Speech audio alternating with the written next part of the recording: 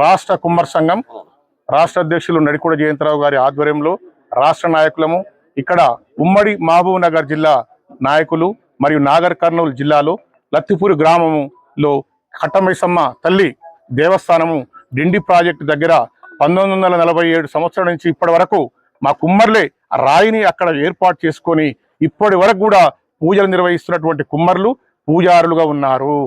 అక్కడ సేవలకు కూడా ఉన్నారు.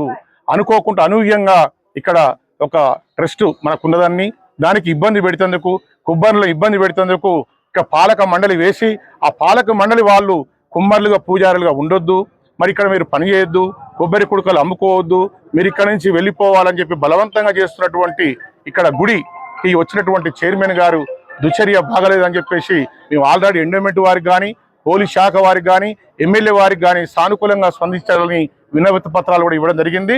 ఈ రోజు నుంచి మా కుమ్మర్లకు ఇక్కడ జరిగేటువంటి పూజారులుగా మేమే ఉండాలని, కుడుకలు మేమే అమ్ముకోవాలని చెప్పేసి, రెండవది ఇక్కడ బొట్టు బోనం అన్ని కుమ్మర్లే పెట్టాలని చెప్పేసి ఇవాళ మేము రాష్ట్ర సంఘం జిల్లా సంఘం అని చెప్తున్నాం.